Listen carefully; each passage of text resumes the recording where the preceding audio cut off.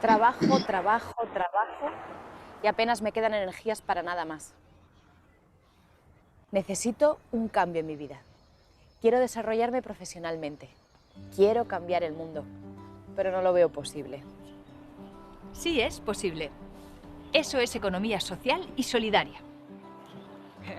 Mi empresa es un estudio de arquitectura y somos una cooperativa.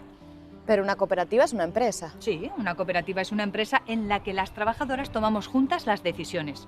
Una persona, un voto. Ya, pero seguro que apenas cobráis. Cobramos, como en cualquier empresa. Y lo mismo mujeres que hombres. Además, los beneficios se reparten entre las trabajadoras y se reinvierten en la propia empresa. ¿Y eso para qué sirve? Por ejemplo, para financiar nuestra formación continua. Eso nos permite crear estabilidad en los puestos de trabajo y también fomentar el desarrollo personal. Esto es economía social y solidaria. Mi empresa se dedica a la construcción. Trabajamos mucho con Susana. Colaborar nos hace ser más viables y resistentes en los momentos de crisis y fomentamos el consumo de nuestros productos y servicios. Pero entonces no colaboráis con nadie más. Por supuesto que sí, la cooperación en nuestras redes es tanto hacia adentro como hacia afuera, con otras entidades. En realidad, cuantas más conexiones tengas, mejor. El trabajo en red te ayuda a crecer e innovar. ¿Qué es esto del trabajo en red? Bueno, consiste en compartir los recursos de las organizaciones, como espacios de trabajo o bienes materiales, pero también los conocimientos y estrategias. ¿Sí? Eso que llaman el know-how. ¿El know-how? Esto es economía social y solidaria. Ahora te llamo. Este teléfono ha sido fabricado de la forma menos contaminante posible. Nuestra actividad productiva y económica tiene impacto directo en el entorno. Cuidarlo ayuda a hacer de nuestras ciudades y barrios ecosistemas más ricos, en todos los sentidos. Sí, pero eso no siempre es fácil. Hay veces que tenemos que comprar cosas que no se fabrican en nuestro entorno. Menos de las que te imaginas. ¿Sí? Mira, yo es que no me dedico ni al servicio social ni a la agricultura. ¿Puedo encontrar un puesto de trabajo como consultora? Claro que sí. Iré veterinaria, informática, cajera de supermercado, cocinera y muchas profesiones más. Esto es economía social y solidaria. La verdad es que suena muy bien. Me gustaría tener un puesto de trabajo donde se cuidaran todas estas cosas. No solo suena bien, sino que además ya es una realidad que está en marcha y de la que forman parte miles de personas y empresas de todo el sector económico. Es una forma de generar nuevo tejido productivo, innovador y de calidad, que además ha demostrado ser mucho más resistente a la crisis. La economía solidaria es una forma de vivir mejor.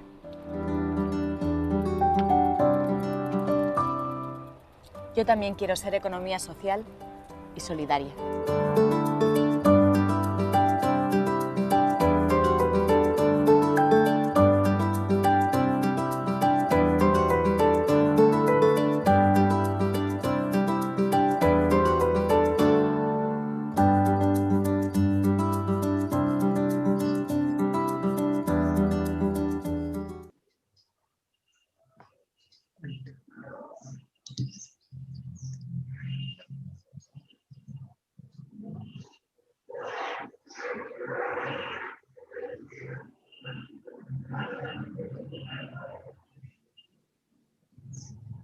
Saludo a las participantes en la reunión intercapitular y también a quienes se conectan a esta mesa redonda sobre economía solidaria y ética del cuidado a través del canal de YouTube Encuentros Virtuales STJ.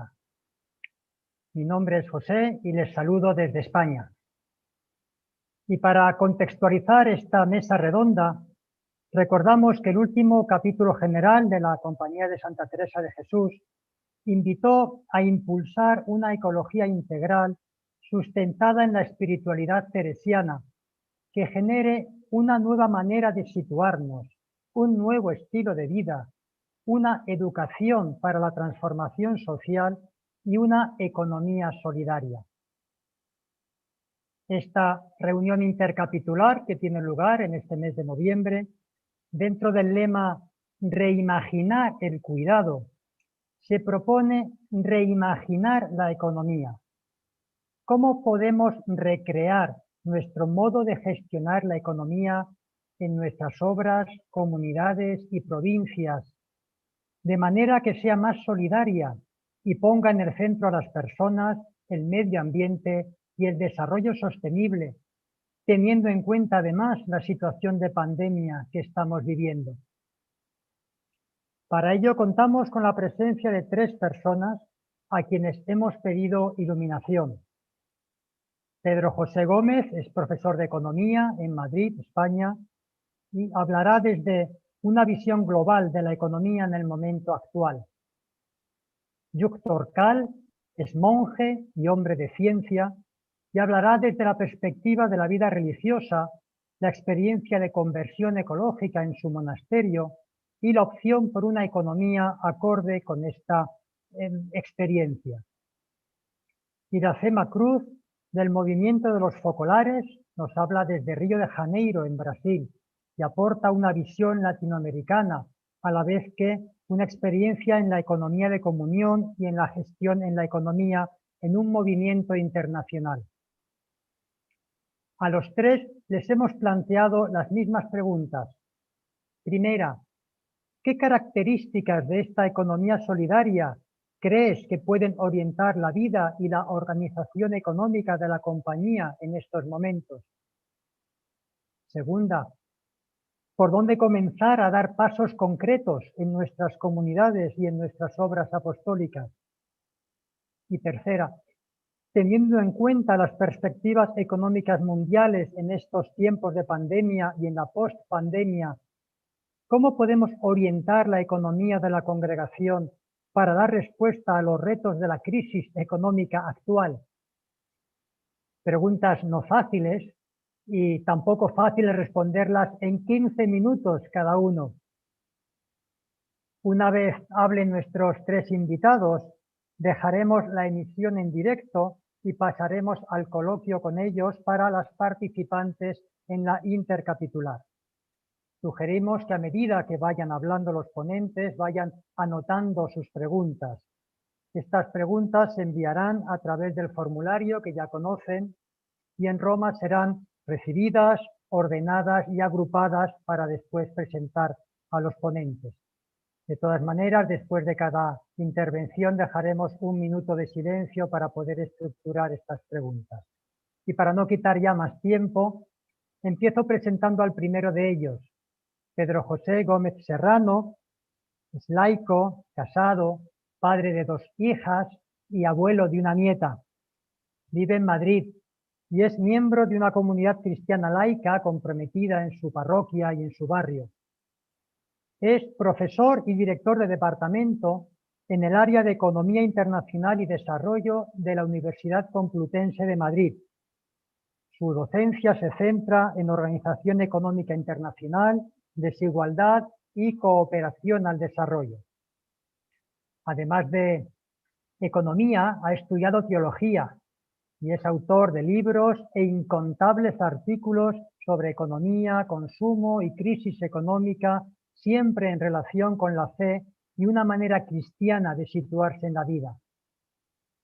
Hemos pedido a Pedro José que participe en esta sesión de iluminación por su conocimiento de la situación económica mundial, a la vez que por su capacidad didáctica para explicar en términos comprensibles una realidad compleja.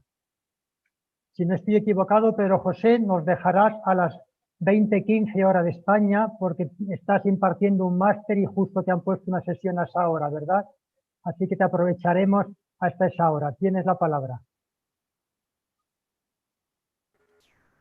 Pues muchas gracias, José. Muchos saludos y abrazos sin posibilidad de contagiaros a todos los que estáis ahí conectados, porque es una de las ventajas del aislamiento telemático. Muchas gracias por la invitación. Voy a intentar compartir algo con vosotros.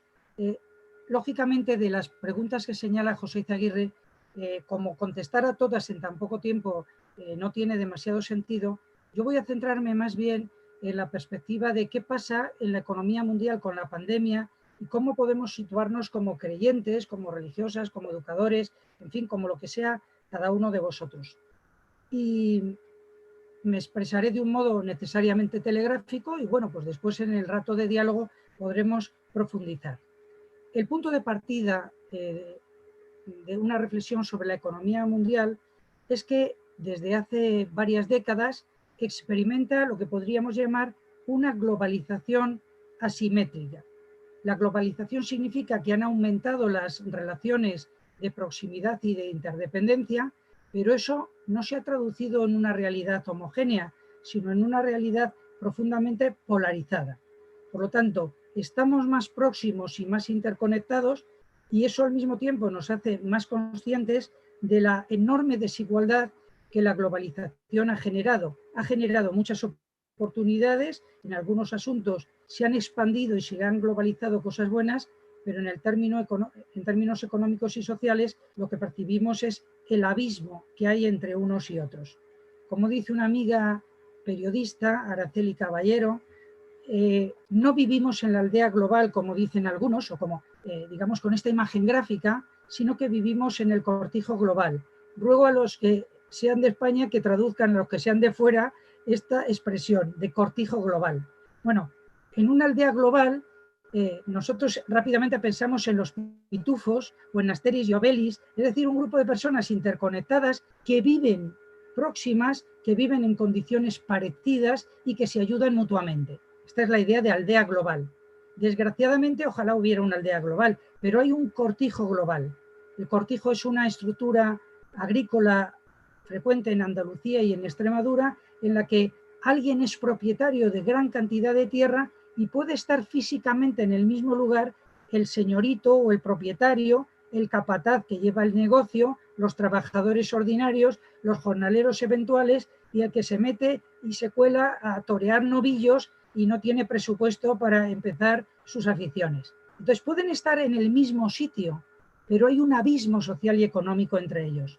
Y esto es lo que ha pasado con la globalización, que nos hemos aproximado físicamente, pero no social y económicamente. Es verdad que la pobreza extrema se ha reducido. Los datos del Banco Mundial señalan que en 1990 el 40% de la población vivía con menos de $1 al día. Actualizado, ese 40%, que por cierto representaban 2.800 millones de personas, los que están en esa misma situación hoy, con mucha más población, son unos 690 millones de personas, el 8 o el 9% de la población mundial. Por lo tanto, la pobreza extrema se ha reducido. Lo que ha ocurrido es que la mayor parte de esos pobres extremos han pasado a pobres casi extremos. Pero bueno, podemos decir, los de más abajo han ido mejorando un poco. Y también es verdad que en muchos países, la India, China, Brasil, Sudáfrica, las economías emergentes, que tenían millones y millones de personas en situación extrema de pobreza, han progresado. Al mismo tiempo que la pobreza extrema se ha reducido, las desigualdades se han disparado. Por dar un solo dato que sacó hace poco tiempo Oxfam, o hace unos años, pero no demasiados, lo que poseen 8 personas en el mundo es lo mismo que poseen 3.750 millones de personas. 8 personas en el mundo tienen lo mismo que la mitad de la población mundial. El 1% más rico de la humanidad, que son 70 millones de personas, el 1% tiene lo mismo que el 99% restante. Este es el telón de fondo de la economía mundial reciente. Claro, la pandemia lo que ha hecho es ilustrar, ejemplificar o poner aún más de relieve esto que veníamos diciendo. Por una parte vemos que la globalización es formidable y eso es lo que permite que el virus en poco tiempo llegue a los 200 países del mundo. Precisamente porque estamos muy interconectados, nos movemos mucho, viajamos, hacemos turismo. Entonces, es verdad que la globalización ha servido para expandir el virus por todo el planeta. En segundo lugar, lo que observamos con la pandemia es que los recursos con los que se enfrentan los países a esta pandemia son muy diferentes. El virus será el mismo, la peligrosidad será muy grande, pero preparando esta intervención tuve el placer de recopilar algunos datos que me dejaron helado. Por ejemplo, en Estados Unidos tienen $10.500 por persona y año en salud. $10.500 por persona y año. En España tenemos $3.000 por persona y año. En China tienen 730 dólares por persona y año. En la India 200. Y en los países del África subsahariana aproximadamente 50 dólares por persona y año. En un extremo 10.500 dólares por persona y año, en otro extremo 50 dólares por persona y año. El virus será el mismo, pero la capacidad de pelear y los recursos económicos y médicos son completamente distintos. Si, por ejemplo, nos referimos a los médicos por cada 10.000 habitantes, pues hay 25 en Estados Unidos, 40 en España, que estamos mejor, pero en el África subsahariana, en lugar de tener 40 médicos como nosotros, tienen 2 médicos por cada 10.000 habitantes. Y en Chad o Níger hay un médico para cada 20 o 25.000 pacientes. No entro en los recursos que tengan esos médicos, solo la relación entre población y médicos. Y lo mismo podríamos decir con camas hospitalarias. Frente a 13 camas por 1.000 personas en Japón, Malí tiene 0,1. Es decir, Malí tiene en camas hospitalarias una cama por cada 10.000 habitantes. Cuando vienen fenómenos masivos como las pandemias, la capacidad de respuesta es muy desigual. Por último, en este segundo apartado al que quería referirme, el poder de los distintos estados para conseguir recursos es muy desigual. Al inicio de la pandemia, en los aeropuertos de China, Estados Unidos y Europa pugnaban por llevarse los respiradores a sus propios países. Por supuesto, los países africanos y latinoamericanos no tenían, o asiáticos, no tenían posibilidad ni siquiera de hacer una puja, una pugna, un chantaje, como estuvieron a la orden del día. De ahí la importancia de que organismos internacionales como la Organización Mundial de la Salud garanticen que si hay recursos, no los acaparen quienes tienen poder político y económico para hacerlo. Y claro, la pandemia añade a los problemas de la economía mundial que ya existían y también a los avances de la economía mundial una factura. Digamos que el mundo tiene ahora una factura que tiene 3 apartados. Sería la factura sanitaria por una parte, la factura económica por otra y la factura social. Voy a referirme especialmente en estas 3 facturas al mundo, porque bueno, es un poco la referencia que se me ha dado y porque el tiempo da para lo que da. Algunos datos de la factura sanitaria que convendría saber. Algunos primeros de estos sí que son del caso español, ¿no? Una cama hospitalaria cuesta entre 150 y 350 euros al día. Estar en un hospital, en una cama, cuesta entre 150 y 350 al día. Pero si uno está en una UCI, y esta epidemia reclama el uso de las UCIs con frecuencia, el coste va de 750 a 2.000 euros al día. Salió la noticia en la prensa de que una persona que había estado 90 días en la UCI y que felizmente se recuperó y salió adelante, había supuesto un coste de 160.000 euros, o sea, el equivalente al precio de una casa. 90 días en la UCI.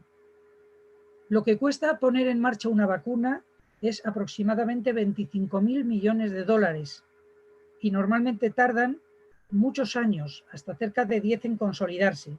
Ahora se está intentando hacer a todo trapo. Claro, las mascarillas, una cosa tan elemental como la mascarilla, incluso con la reducción del IVA que se ha aprobado ayer, en su versión más barata tiene 80 céntimos. ¿Qué significa esto? Que cada persona que la utiliza en una familia normal, cada persona se tiene que gastar 25 euros al mes. Por lo tanto, la factura dispara el gasto sanitario de muchas maneras. Pero la factura no es solo sanitaria, es económica. Digamos que el efecto sanitario se traslada al conjunto de la economía. Y aquí los datos mundiales son verdaderamente terroríficos. Os voy a dar algunos de ellos. Bueno, se calcula que la actividad económica mundial caerá entre un 4 y un 5%, pero eso se traduce en que en este año 2020, en el segundo trimestre en el mundo, se han perdido 495 millones de puestos de trabajo, mejor dicho, del equivalente a jornadas completas de puestos de trabajo. Lo repito porque no me lo creo ni yo, 495 millones de pérdidas de empleo. y en el tercer trimestre, el que acaba de terminar, otros 345 millones. A principios de este año, la Organización Mundial del Trabajo calculaba que en la crisis anterior se habían perdido 25 millones de empleos y que esta iba a ser más dura, iba a llegar a 25, no a 22, sino a 25 millones de empleos destruidos. Bueno, los datos que os acabo de decir superan los 800 millones de empleos. Obviamente, cuanto más precario sea un empleo o más informal, menos protección, seguro de desempleo u otras coberturas tendrán. De tal manera que la Organización Internacional del Trabajo calcula que 3.000 millones de personas en el mundo han visto reducir los ingresos, o porque han perdido el empleo, o porque su empleo se ha reducido, o porque cobran menos. Esto se va a traducir en muchos planos. Os presento dos de ellos para ilustrarlo.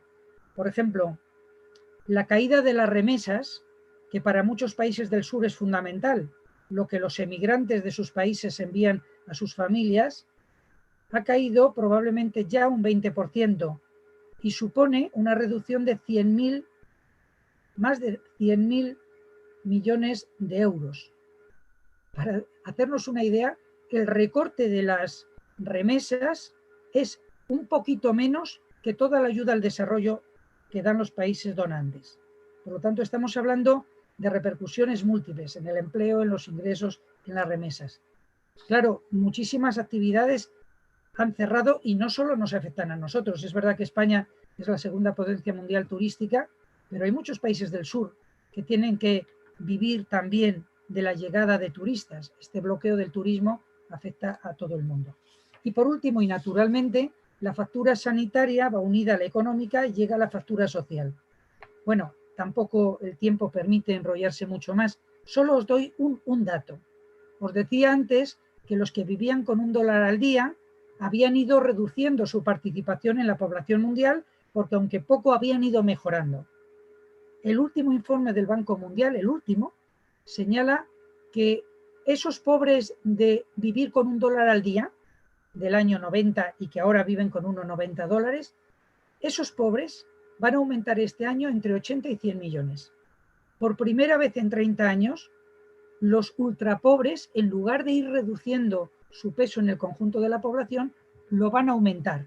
Y vamos a pasar del 6% a prácticamente cerca del 8 o el 9% dentro del conjunto de la población mundial. Por supuesto, por países las repercusiones serán muy distintas. Y acabo. Yo creo que toda crisis, esta y cualquier crisis, como ocurre con las enfermedades, puede sacar de nosotros lo peor y lo mejor. Y depende mucho de las instituciones que acompañan a las personas si van a sacar lo mejor o lo peor de nosotros, de cómo funcionen los políticos, los medios de comunicación, los padres, los educadores. Es crucial que ese acompañamiento haga sacar lo mejor de nosotros. Las enfermedades, algunas gentes las vuelven gruñonas e insoportables, pero hay personas que se han vuelto de más calidad humana precisamente por padecer una enfermedad, porque de repente se han vuelto más frágiles, más vulnerables, se han puesto en la piel de los otros. Yo creo que esta es la cuestión fundamental que yo querría compartir.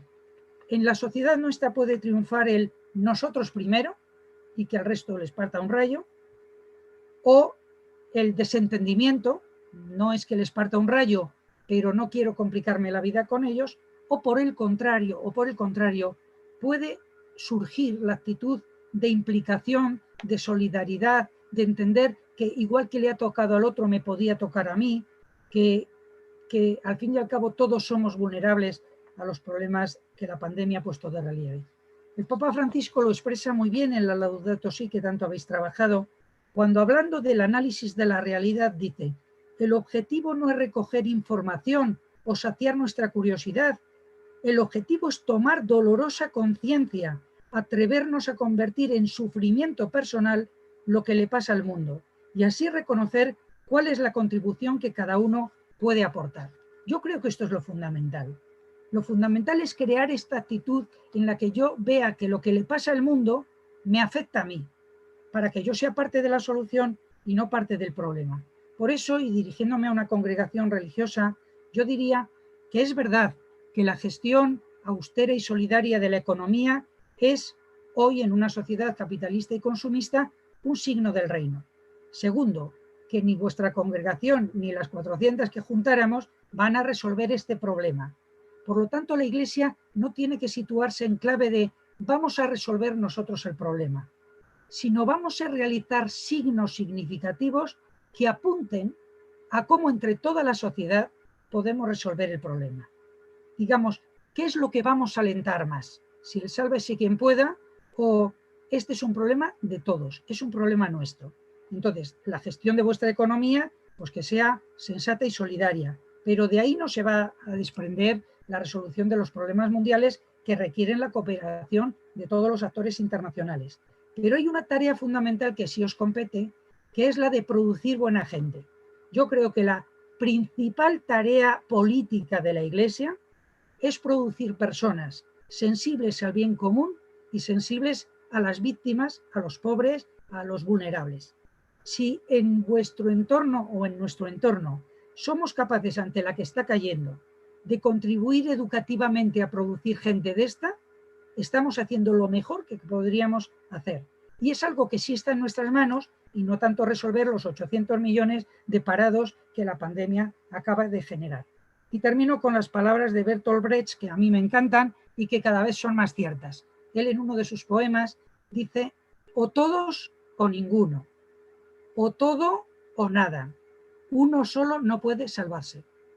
La constatación de que somos interdependientes va unida a que uno solo no puede salvarse. Por lo tanto, que tenemos que contribuir a buscar entre todos soluciones colectivas, que van mucho más allá de mi comunidad, de vuestra congregación, de todas las congregaciones y de la Iglesia en su conjunto. Es del conjunto de los seres humanos. Otra cosa es lo que nosotros como creyentes podamos aportar. Y muchas gracias. Muchas gracias a ti, Pedro José, por estos 15 minutos tan condensados. Como decíamos antes, vamos a dejar ahora un minuto de silencio para reposar estos 15 tan intensos y preparar las preguntas que luego te haremos.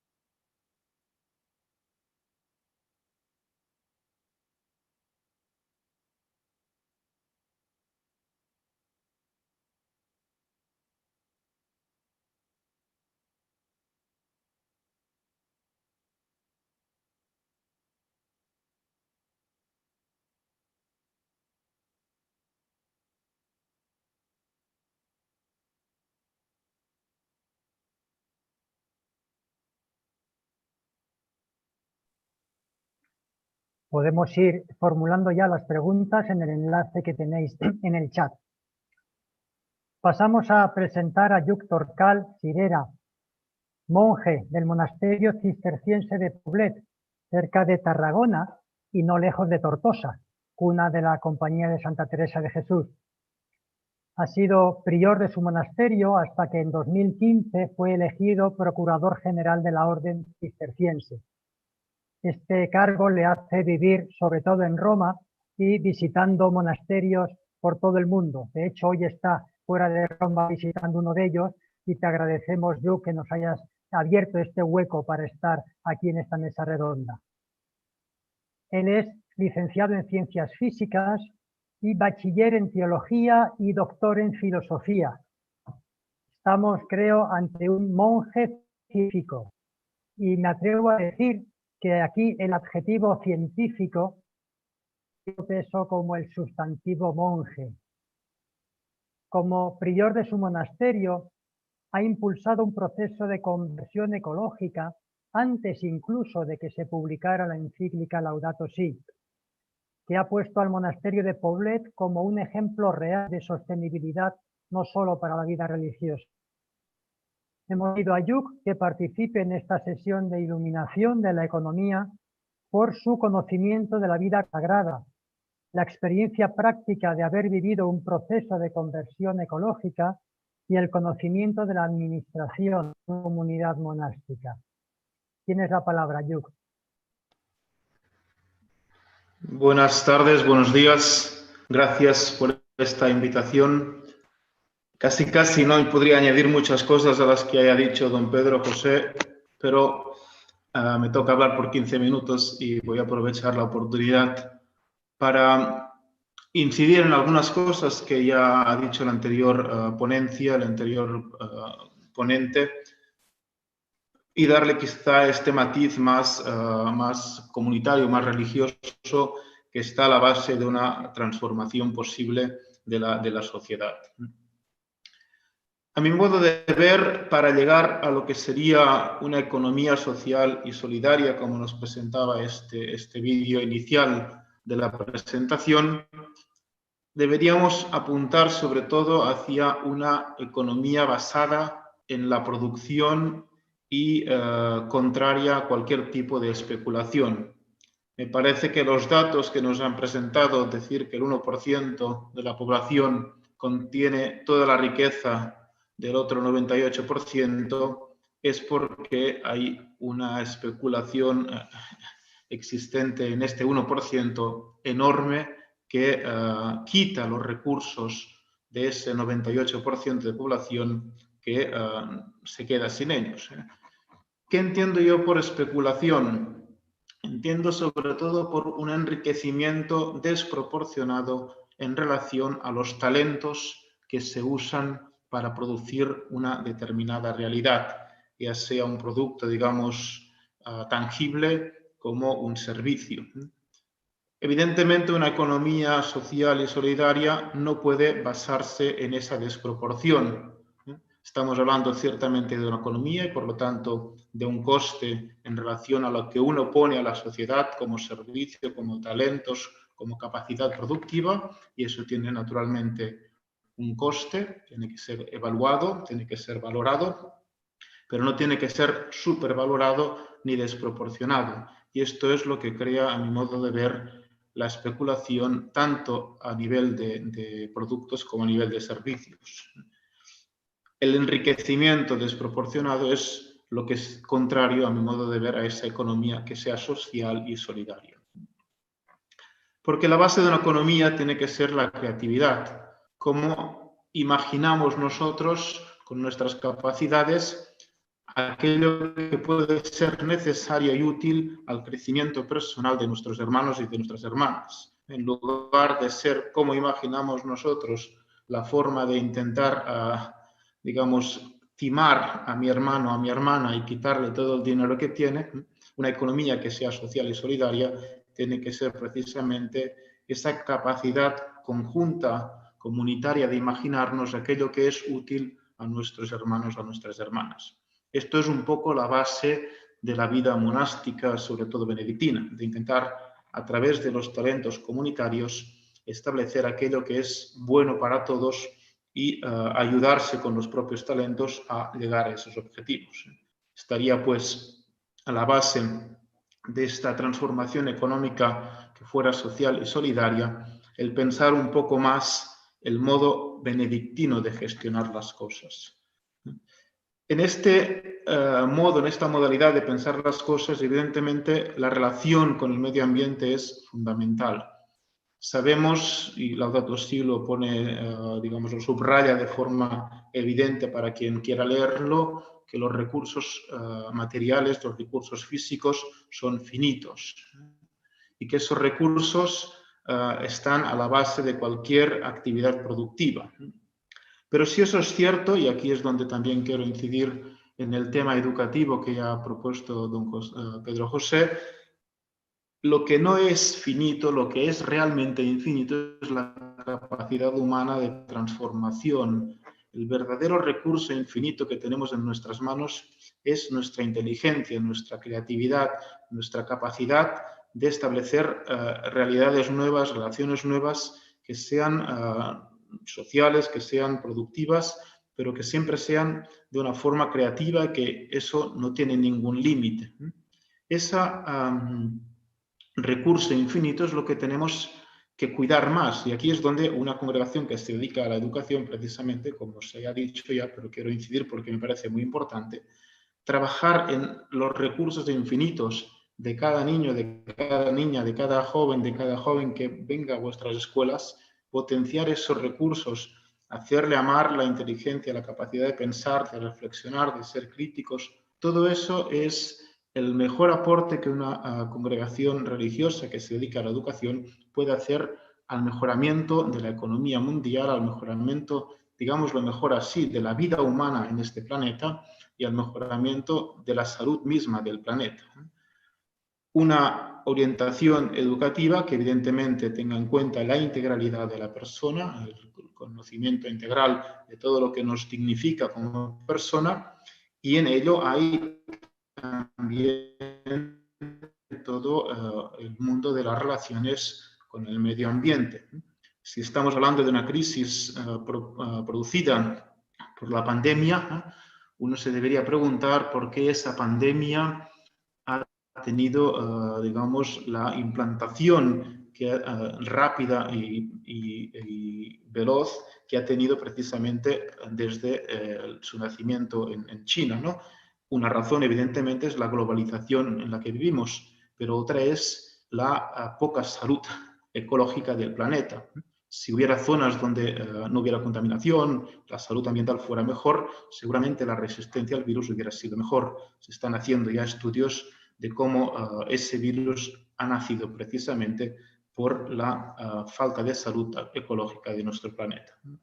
Por lo tanto, crear personas que sean capaces de vivir una vida integral como personas relacionadas con los otros, en los que pensar en el otro sea siempre pensar en el bien del otro y por lo tanto también incluir en ese pensar en el otro el bien del planeta, es una forma muy sostenible y muy aconsejable, digamos, de dedicar la vida y los esfuerzos de una congregación para dar precisamente al planeta y a las personas que habitamos en ella una nueva salud que sea capaz de regenerar todas esas desigualdades, todos esos problemas, digamos, que la economía actual tiene. Por lo tanto, es verdad que la austeridad en la economía, digamos, de una casa religiosa es siempre un signo, ¿no? Pero más que mostrar signos, es importante ahora crear las condiciones necesarias para que las futuras generaciones de personas que pasen por vuestros colegios, por vuestras escuelas, puedan precisamente realizar ese ideal de mantener una economía social y solidaria que sea también creativa y que piense también en la salud del planeta. Además, a esto le podéis añadir todo lo que podáis hacer en cada uno de los colegios para vivir de una forma también sostenible con el medio ambiente. Todo aquello que podáis hacer para introducir en los colegios energías renovables, todo aquello que podáis hacer para gestionar de una forma más positiva todo el recurso del agua, todo aquello que podáis hacer para implementar formas de transporte que sean también racionales, sostenibles y formas incluso, pues allí donde se pueda y donde no se pueda, se intente hacer de alguna forma de comprender los ciclos agrícolas, introducir técnicas agrícolas sostenibles. Todo esto también va a ser importante para el futuro de nuestras generaciones, de las que estáis educando y del planeta mismo. Todo esto es no solo pensar, digamos, en verde, sino en una fórmula más rica que ha introducido algún economista, que no me acuerdo su nombre ahora porque yo no soy especialista en ello, todo el mundo de la economía azul, el mundo donde los recursos son siempre reciclables, donde el desecho, de hecho, no es un desecho, sino que es algo que se puede utilizar para producir nuevos productos que puedan implementar digamos, elementos en este mundo que puedan ser útiles para otras cosas. Esto tiene una base científica muy importante, ya que en la naturaleza no hay nada que de alguna forma se deseche. Los seres vivos están preparados para utilizar todo aquello que podría ser un desecho para convertirlo en un recurso, ¿no? Y en base a estos estudios de cómo funciona la naturaleza o de cómo funciona normalmente la naturaleza, hay economistas que están pensando en esa capacidad de producir de las realidades que otro desecharía, ¿no? Todo esto va en este pensamiento global de entender el mundo, como está ahora diciendo el Papa, como un mundo de hermanos, una casa donde de alguna forma, la imagen que nos ha puesto don Pedro José de los pitufos y de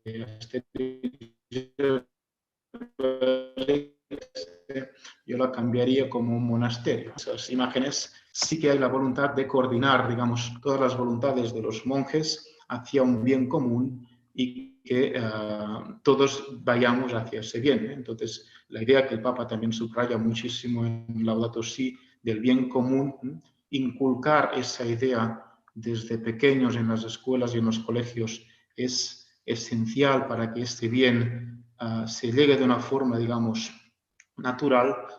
Todo esto es lo que podrá ayudar a realizar esa economía social y solidaria a la que pretendéis, digamos, y queréis llegar a realizar, ¿no? Todo esto, evidentemente, concuerdo perfectamente con lo que se ha dicho en la anterior ponencia de hacer entender que formando parte del problema, formamos parte de la solución. Formando parte del problema porque las crisis las vivimos nosotros y gran parte de ellas las hemos causado nosotros. La acción humana, Laudato Si lo deja también muy claro, es la que ha producido la crisis ambiental. De la crisis ambiental viene esta pandemia y por lo tanto somos parte del problema.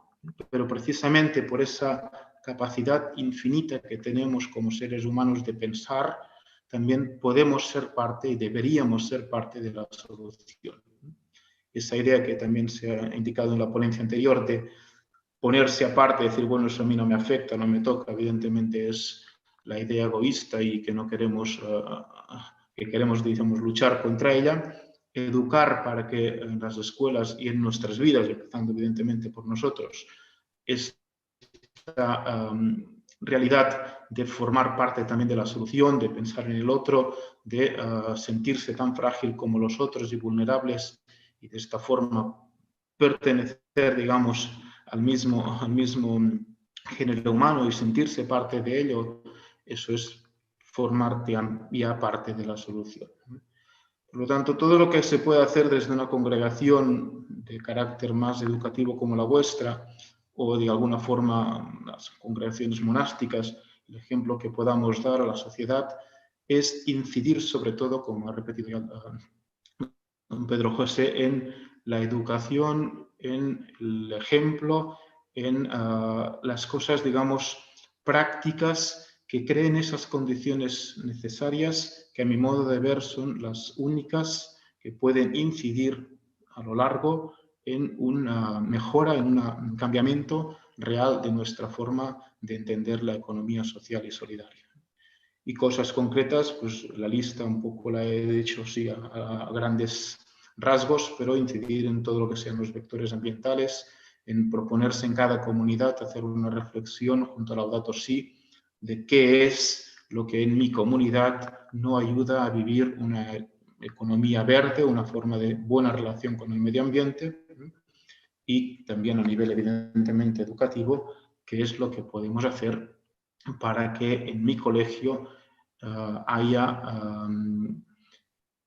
los chicos con las chicas cuando salgan tengan esa sensación de haber pasado por ser como personas, que les ha hecho pensar en los otros, que les ha hecho sobre todo pensar también en toda la condición humana integral y por lo tanto también en el medio ambiente.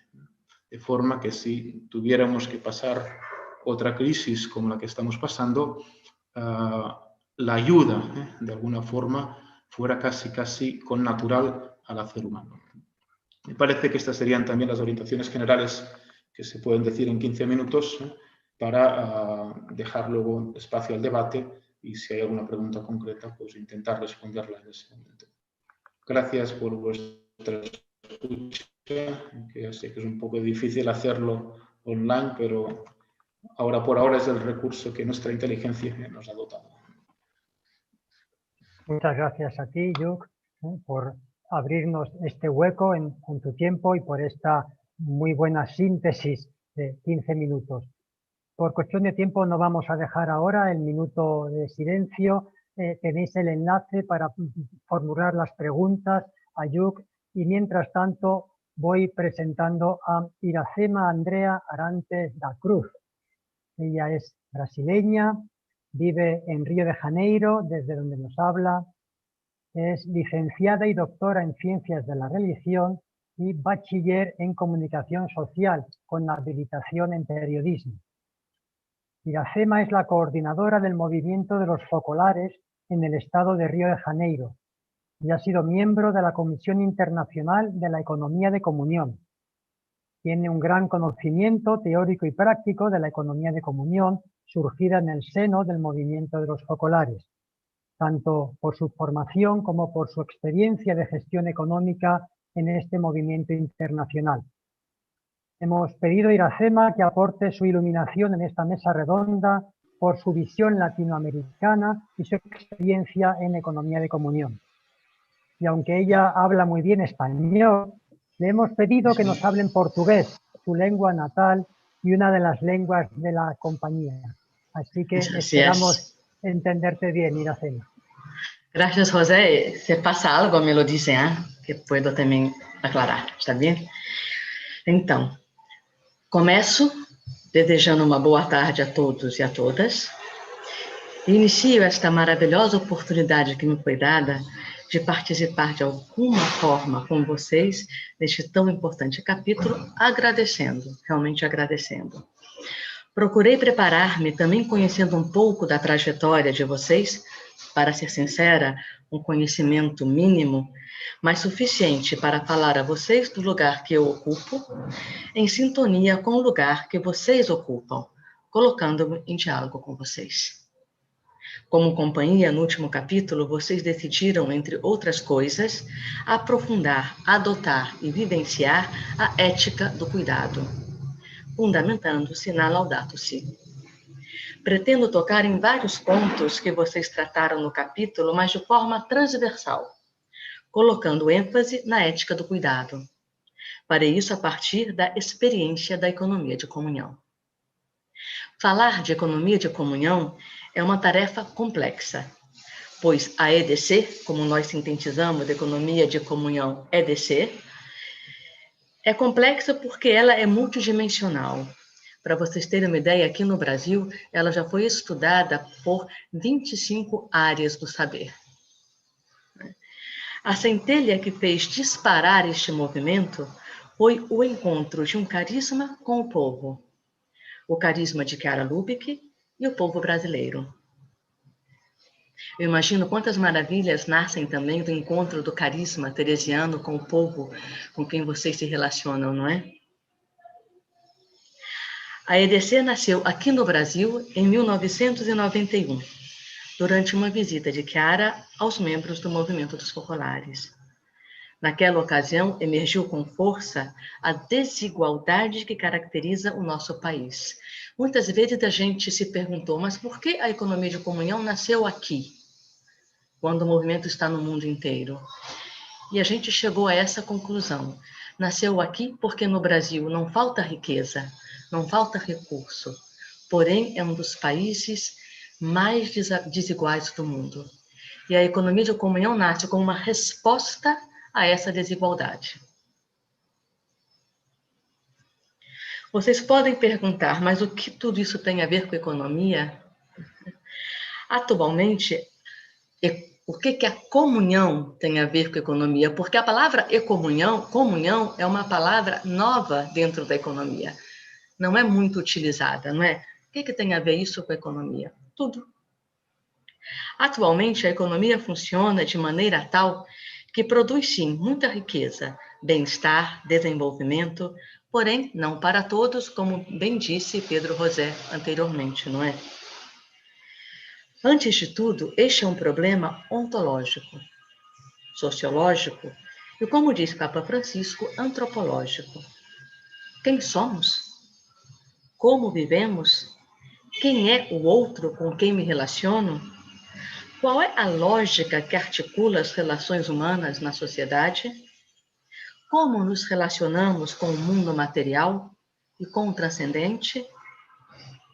O sistema econômico está aí, com suas leis, suas normas, com seus instrumentos e ferramentas.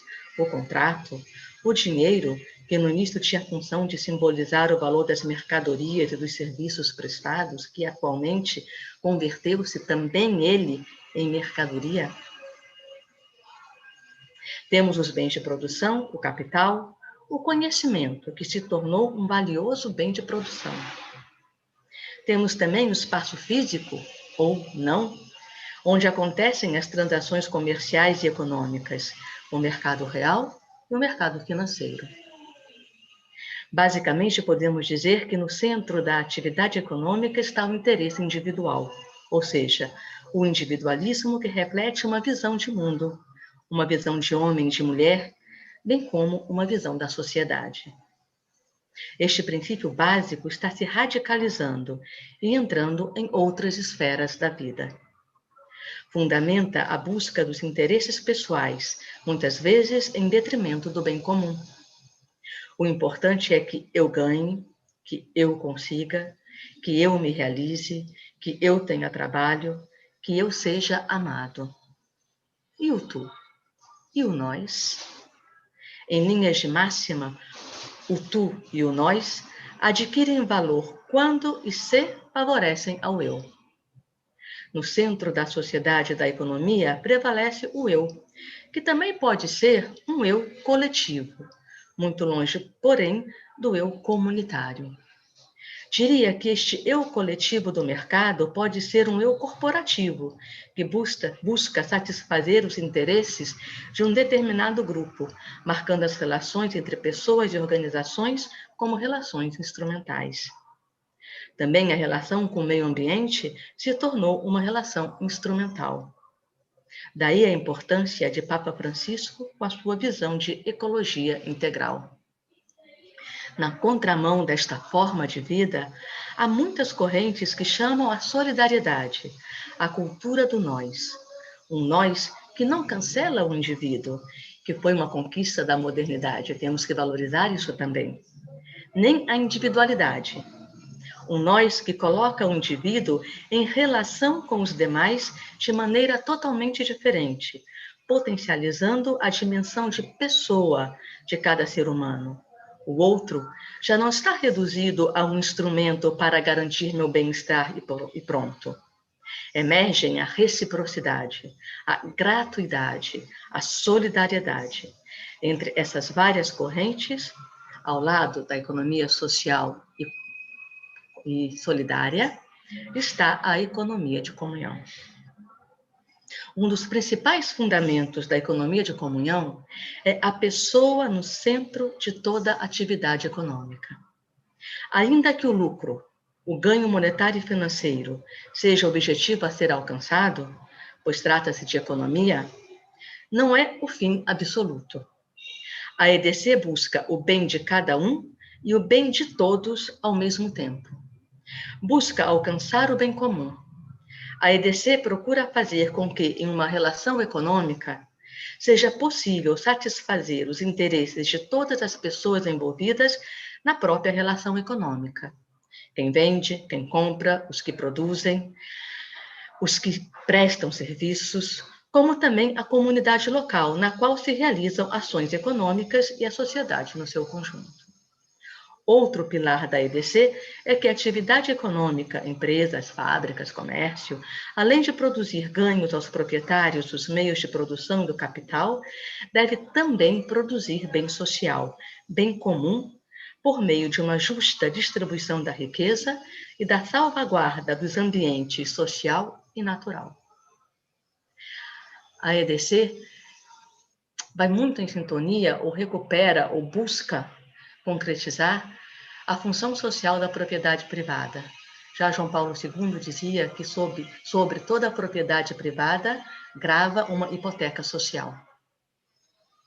A salvaguarda do meio ambiente e o bem-estar das pessoas envolvidas na atividade econômica, os assim chamados stakeholders, passam a ser considerados ganho, lucro, mudando de uma certa forma a própria ideia de lucro, que não é apenas o lucro econômico e financeiro. Salvar um rio também pode ser considerado lucro. Isso implica salários justos, preços justos, qualidade dos serviços e dos produtos, salvaguarda do meio ambiente, salubridade do ambiente de trabalho, ética e legalidade também frente ao Estado. Isso nos nossos países, não sei no de vocês, mas nos nossos é uma conquista. A cultura da legalidade é um verdadeiro desafio. Isso. No entanto, a EDC vai um pouco mais além. Não deixa apenas por conta do Estado a tarefa de redistribuir a riqueza por meio de políticas públicas. Elas permanecem, são importantes. Mas a EDC assume, como sociedade civil, parte dessa responsabilidade. Faz isso por meio dos empresários que colocam em um circuito de comunhão parte de seus lucros em favor de pessoas em situação de pobreza, bem como para financiar projetos de desenvolvimento humano, econômico e social. Falei que colocam seus lucros em um circuito de comunhão porque a comunhão é maior do que a partilha dos lucros. Não faria sentido partilhar lucros se esses lucros são produzidos de forma que favorecem e alimentam a exploração. Seria uma hipocrisia, não é verdade? Ela gera nas empresas modelos de gestão e de administração participativos. Fomenta a cooperação em lugar da competição, dentro e fora das empresas, também com os concorrentes. Cria formas compensatórias de ganho para os trabalhadores. Isso aqui foi um ponto que na minha investigação e pesquisa eu debrucei muito, eu parei muito pensando nisso daqui. Porque, sobretudo nos nossos países latino-americanos e do sul do mundo, os salários legais não são suficientes para manter a sobrevivência de uma família. Esse é um problema. E é um problema muito sério e muito complexo. Eu não sou economista, mas entendo que é um problema sério. Porque muitas vezes, se as empresas aumentam o salário, não conseguem subsistir no mercado, se saem do salário legal. O salário legal vai sempre respeitado na economia de comunhão. Há empresas que, por seu porte, por sua grandeza, conseguem estar acima do salário legal. Outras não. E o que fazer num caso desses? Não é? Então, surgem ações compensatórias, mantendo sempre a legalidade, isso aqui é importante. Né? Por exemplo, foram criadas associações de microcrédito, financiando aquisição ou melhoria da casa própria, formação profissional e outras coisas mais. Temos a experiência de um microcrédito que foi fundado por uma associação de empresas, não só por uma, que atuam em um polo empresarial da economia de comunhão, gerenciado pelos próprios trabalhadores da empresa. Ali é uma experiência riquíssima. A EDC busca vincular pessoas em ações conjuntas, nas quais cada uma cresce com e graças às outras. Propõe buscar e viver uma economia inclusiva. Fundamenta-se na mútua assistência em lugar da mútua vantagem. Ou seja, fundamenta uma ação econômica na qual todos perseguem seus interesses próprios, mas, simultaneamente, também persegue os interesses das outras pessoas envolvidas na relação econômica.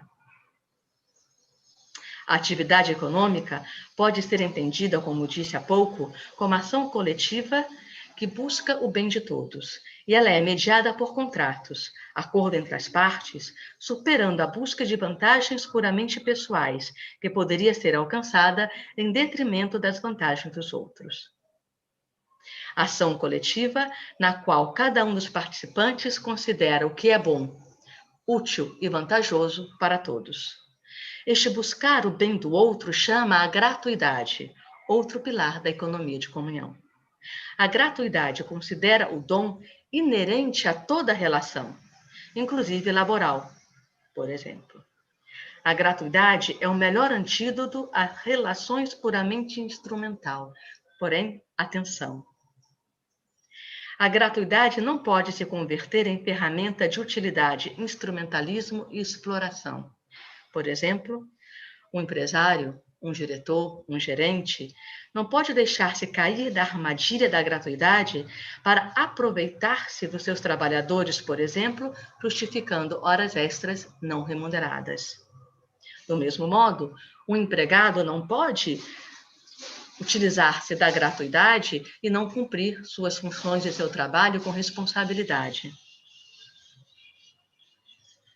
A gratuidade vai sempre acompanhada da reciprocidade.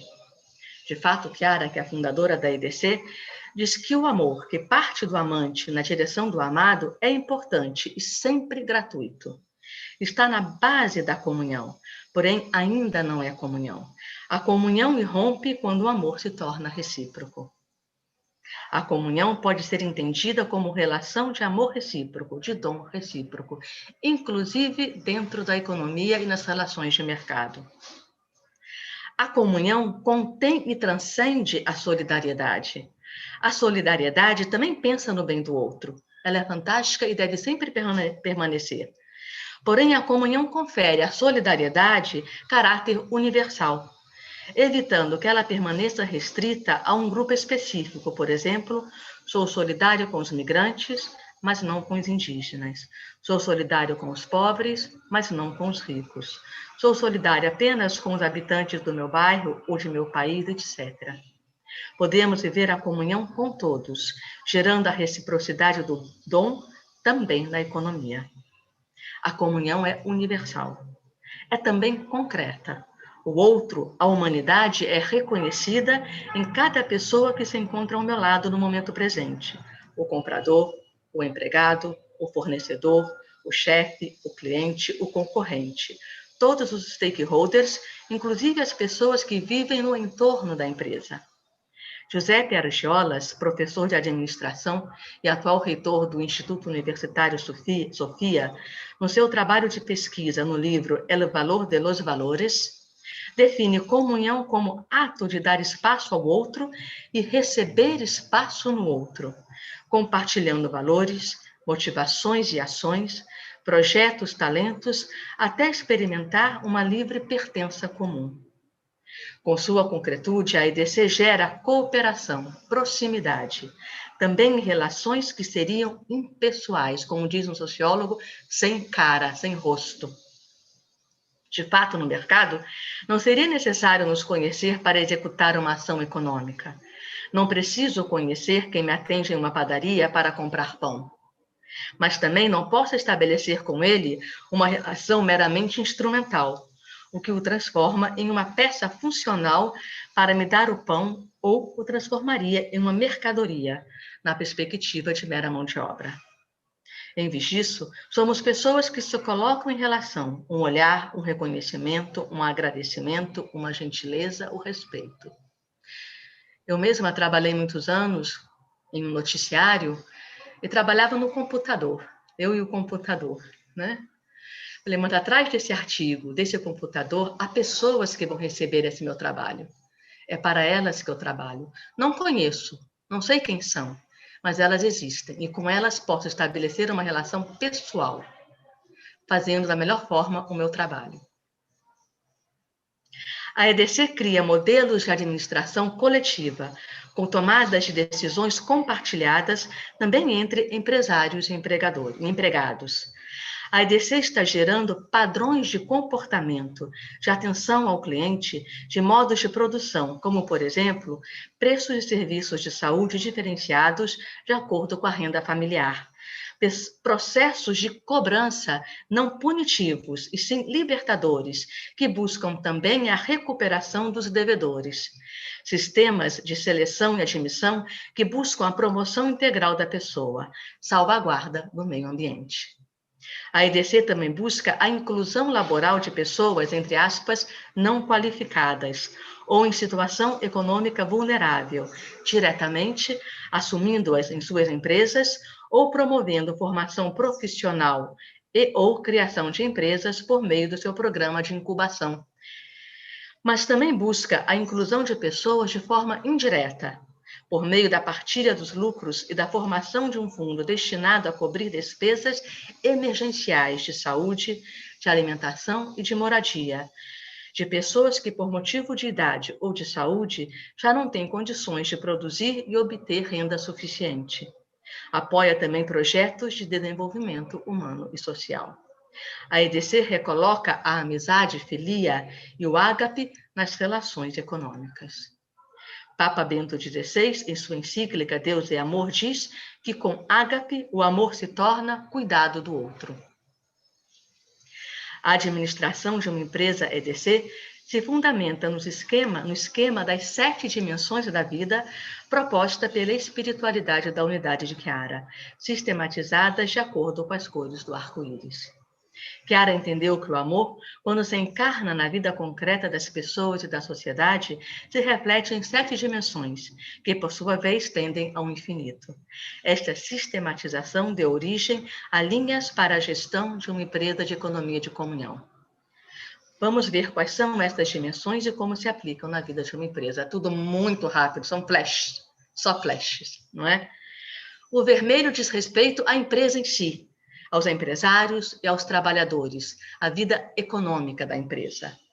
Tem como base a comunhão, inclusive com a partilha dos lucros, decisões compartilhadas, cooperação, equilíbrio econômico. No alaranjado, relação com os clientes, os fornecedores, inclusive os financiadores, com a sociedade civil, com os sujeitos externos de fora da empresa. Busca estabelecer relações de lealdade e de abertura em relação a todos os stakeholders. Busca cumprir, viver a função social da empresa em favor do bem comum. Estabelece um diálogo com a sociedade civil. No amarelo, é a vivência da ética e da espiritualidade. Traça a missão da empresa. Busca favorecer o crescimento interior das pessoas que atuam na empresa. Busca a prática da legalidade, a cultura da legalidade. E valoriza as dificuldades e os sofrimentos típicos do ambiente de trabalho como ocasião de crescimento e de amadurecimento das pessoas. No verde, se ocupa da qualidade da vida e da produção. A empresa é concebida como comunidade. Busca a qualidade das relações interpessoais e a qualidade também dos produtos e dos serviços. Busca solucionar os conflitos, tendo por base o diálogo e a participação. Busca a saúde e o bem-estar de cada membro da empresa e a preservação do meio ambiente. No azul, se trata da harmonia no ambiente de trabalho. Busca sistema de gestão e estruturas organizacionais adequadas para promover, seja o trabalho em grupo, seja o crescimento individual. Procura manter a salubridade do ambiente de trabalho e criar emprego. No anil, busca a formação e a instrução. Formação profissional dos empregados em favor do crescimento individual e da própria empresa. E a formação, quando e se for possível, para a cultura de comunhão. O violeta é a comunicação interna e externa da empresa. Busca construir redes de comunicação dentro da empresa, de modo que tudo seja de todos. E uma rede de comunicação entre as empresas do projeto e com pessoas que se interessam por ele. E busca também a prática de um marketing ético. O importante é manter o equilíbrio entre essas 7 dimensões, a fim de garantir uma gestão eficiente e produtiva, fundamentada em uma identidade clara e visível, além de garantir a liquidez da empresa. Esse equilíbrio não significa um gasto igual para cada uma dessas dimensões. Manter o equilíbrio, na visão sistêmica, sobretudo, é que um não atrapalhe o outro, mas que um possa ajudar o outro a se manter no seu ponto de equilíbrio. A falta de comunicação, por exemplo, pode comprometer a inovação, que, por sua vez, pode comprometer a força competitiva da produção. Um ambiente físico luxuoso pode comprometer o equilíbrio econômico da empresa. Por outro lado, buscar o lucro a todo custo, sem considerar os meios, pode prejudicar o meio ambiente ou a salubridade do ambiente de trabalho. Relações conflituosas sem solução, tensões relacionais, excesso de pressão, de competição, ou seja, um ambiente social enfermo, pode produzir patologias nos funcionários, como também prejudicar a própria produção da empresa. Pode também gerar relações de desconfiança, que, por sua vez, poderiam gerar aumento no custo do controle e do próprio trabalho dos funcionários. Para aprofundarmos esses aspectos, seria necessário muito tempo, o que não temos agora. Podemos, talvez, focalizar um ou outro, ou dar algum exemplo concreto no diálogo que vamos ter a seguir. Obrigada por esse espaço, pela confiança, estamos juntos nessa construção. Eu me lembrei agora, também escutando aqueles que falaram antes, dos fóruns, né, mundiais, né, que dizia que um outro mundo é possível. Podemos demonstrar com a nossa vida, com a nossa experiência, com a nossa prática, que um outro mundo é sim possível. Ahí vamos. Ahí vamos. Gracias, Iracema. Bueno, por hablar en ese portugués tan clarito, tan claro como lo has expresado, la economía de comunión. Tenéis también el enlace para formularle preguntas que están llegando a Roma y se agrupan para retornar ahora a los ponentes. Saludo de despedida a las personas que han seguido esta emisión en directo. Ahora vamos a retornar a la sala de la reunión intercapitular para tener el coloquio entre las hermanas participantes y nuestros tres invitados. Muchas gracias a todos los que nos habéis seguido por internet en directo en esta mesa redonda.